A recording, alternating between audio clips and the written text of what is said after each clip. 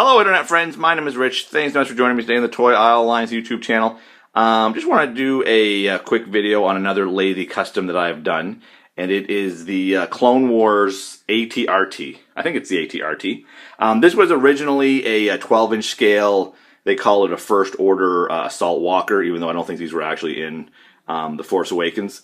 However, these did come out around the time The Force Awakens, and it was part of that 12-inch scale kind of budget line with sort of the cheap-looking figures that are sometimes called shampoo bottle figures.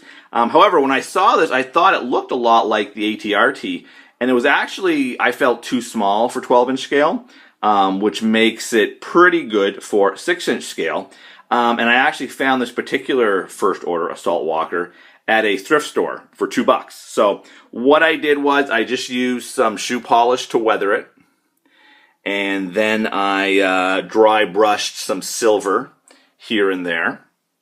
And even though this is a fairly cheap, sorry about the lighting, this is a fairly cheap children's toy, there actually is a lot of detail sculpted in, and the shoe polish and silver paint really helps to bring that out. One issue was, because I just sort of bought this used, you can see these ports. There should be guns or missiles in those. I don't think it looks too obvious, so I just sort of left them empty. Originally, pretty much every hole was filled, which coincidentally is the name of a movie I did that I'm not very proud of.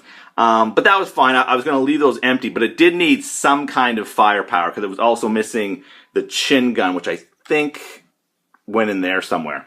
However, I did have this giant cannon from my Hero Masher Sith Speeder, and that was another kind of children's toy that I tried to weather up to make it fit in with Black Series a little bit more.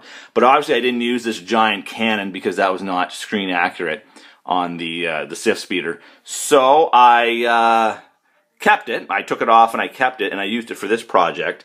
And again, I just put a little bit of shoe polish on it, some silver paint, and again, I apologize for the lighting. And yeah, I just ended up screwing it into the bottom of this. And what's funny is, if I wanted to, the missile firing action will still work on this.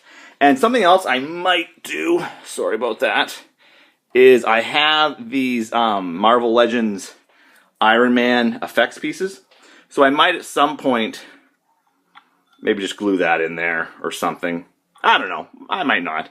But yeah, there it is, the ATRT from the Clone Wars, and possibly Revenge of the Sith, but I don't think it was.